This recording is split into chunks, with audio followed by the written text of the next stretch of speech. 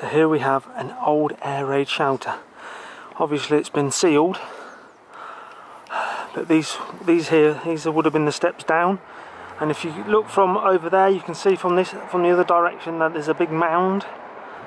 I don't know how much protection that would have gave you from the Germans, or I should say Nazis nowadays, because otherwise you get moaned at. But yeah, I wish I could take one of them slabs off and go and have a look inside. Shall I go and get me hammer and chisel? You can see the mound, look, from the other direction. It was one of the last air raid shelters. It was one of the last 16 dug in Kenilworth in 1939, and it would have occupied 50 people in a space of 30 foot by 7 foot high. Wow! They must have been short back in them days. So here we are on our next stop, the Kenilworth Castle. I've done videos about this in the past. I'll leave them in a link at the end of the video if you want to check those out. So I'm not going to go over too much today that hasn't already been said. It has a very long history in the royalty, built in 1120 by a Geoffrey de Clinton. Maybe he was French. Sounds like he was. Owners enlarged the castle and they also flooded the land, which today isn't flooded anymore. But then we have the siege of 1266. Not 1066, that's something different. The castle was increasingly fortified between the 12th and the 13th century, most of it by King John, who built the outer wall. In 1265, after the death of Baron Simon de Montfort, the garrison commander refused to surrender the castle to the king. In response, Henry III laid siege to the castle, almost 6 months. In 1266, despite bombardments by catapults, a powerful sandstone defence wall stood. The only demise was starvation and disease, forcing the garrison to surrender. Henry enforced the dictum of Kenilworth peace treaty, required the rebels to pay a heavy fine. Do they mean like money, or is he being beheaded? That's going to give you a sore neck. The castle is also famous for the romance between Queen Elizabeth I and But Dudley. Elizabeth granted him the castle in 1563. Keen to impress, as you do, Dudley embarked on an ambitious refurbishment, including the gatehouse and a hunting forest. He spent no expense on the Queen's visit in 1575. Fireworks and lavish hunts. Imagine fireworks back in those days. Would they not be as spectacular? I don't think. The castle was occupied by the parliamentarians during the English Civil War. Its defences were broken. The stones were used in other places in Kenilworth. Let's go and have a look at what other history Kenilworth has to offer.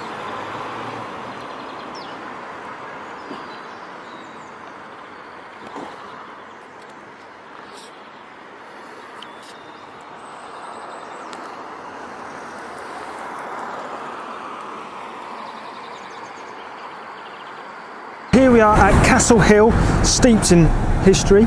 In the 12th century, 15 in the New Row housed horn-cobbed workers. The little cottages of Little Virginia is supposed to be the spot Sir Walter Raleigh planted the very first potato in England. Sadly, the current cottages only date back the 17th century and was likely to be the homes for stonemasons. Riley's time. Still, one cottage does hold the letter R, which we'll go and have a look at in a minute, and there's the remnant of Sir Walter Raleigh's castle. There's the R look on the side of the cottage. So it must be this cottage in question.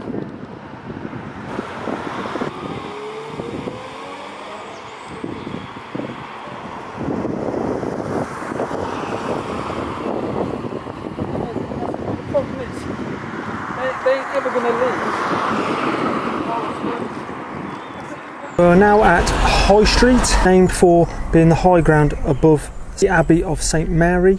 It would have been the main road to Coventry. On the right is the pond where animals would have been locked up until they were claimed. It was also where there was a bunker during the Second World War.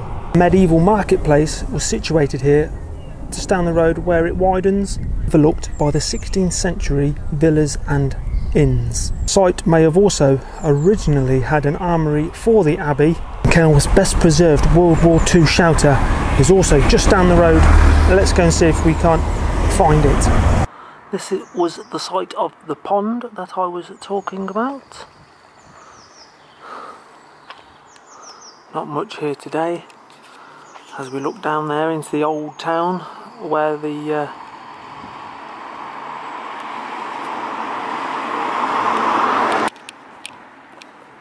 look, the Kenilworth pond.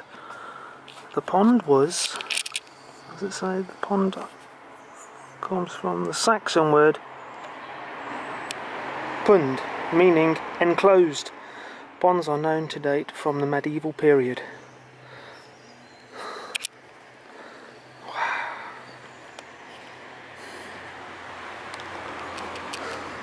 Someone's built this new house to make it look like a castle, but it looks a bit terrible.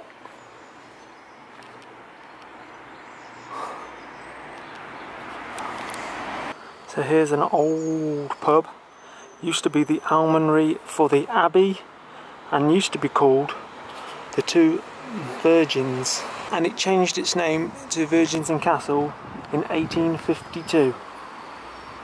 An enigma chock full of mysteries. That's what this place is behind me, just off New Street. There's no evidence of Henry III holding Parliament here during the siege, when the abbey was a more likely place and it also had a roof.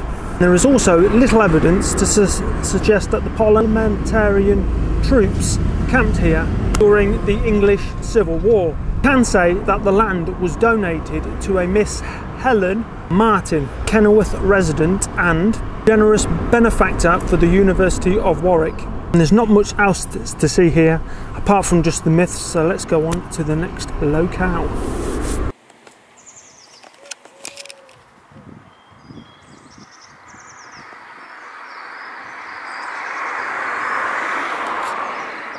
Here we have it, look. The 1885 water tower was originally a windmill, one of 4 in Kenilworth. And I think that there, look, would have probably been one of the grinding stones for the mill.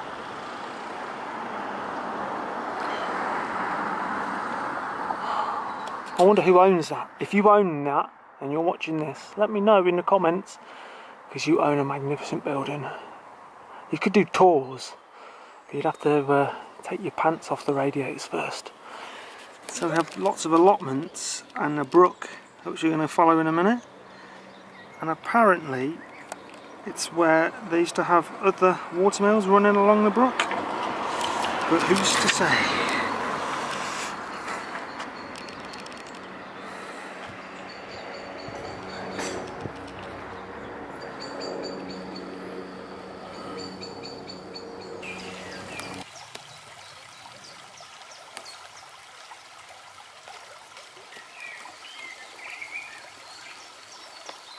So we're here outside of St Nicholas's Church. Dates back to 1291. The church stood alongside and outlasted the abbey. The west door is a mixture of Norman stone, which we will take a look at in a minute. And on her visit in 1575, Elizabeth attended 2 services here, and the stonework is probably to Liz's effort to impress her. The church was damaged during the Civil War and it was a lodging for the troops. It was remodelled in the 18th century, lost its spire due to lightning in 1858. So let's go and take a look at the Norman stonework around the west door.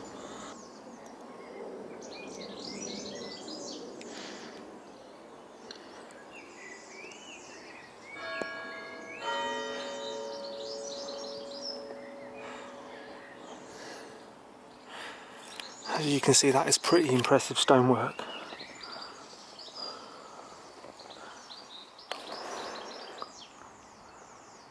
I wonder if there's anyone around today that could do that kind of thing. Probably is, but they're a rare breed. Are they bullet holes from the Civil War?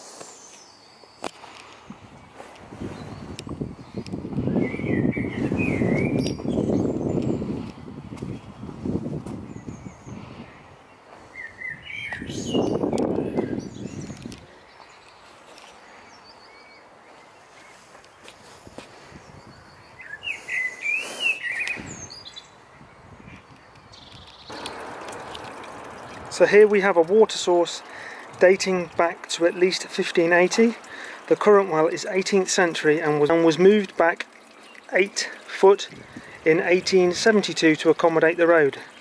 Amazingly, drinkable water still flowed up until the 1960s, but I'm not drinking any of that now. I mean, it's clear, but there's frazzles in there, and I don't know what that is. Is that a Snickers wrapper? I don't know. Why can't you just take care of your stuff? Use a bin! I mean, it's not hard.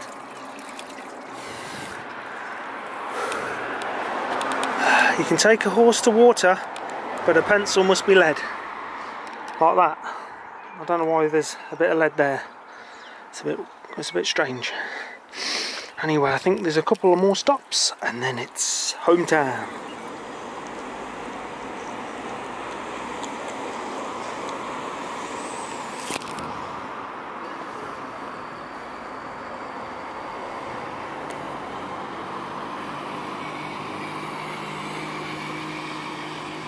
Here I am at Abbey End, where on the 21st of November 1940, around 2:20 AM, 2 bombs were dropped.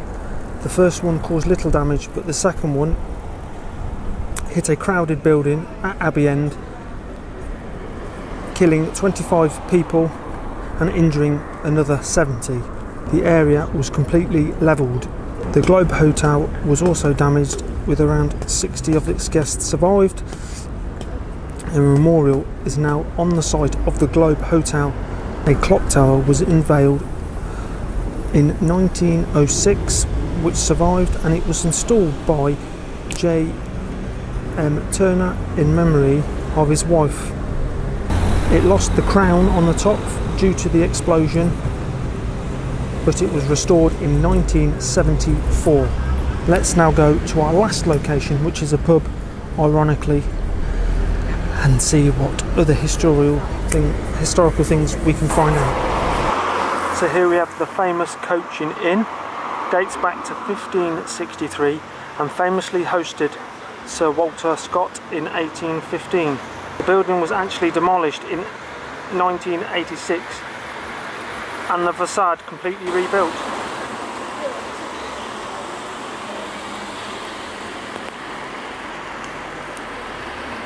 It was the site of the original Kenilworth station, which was moved. So here ends the historical tour of Kenilworth. Hope you enjoyed it. If you know other things that I don't, leave them in the comments, and I'll see you all very shortly for another video. Take care of yourselves, stay safe out there. Cheery bye.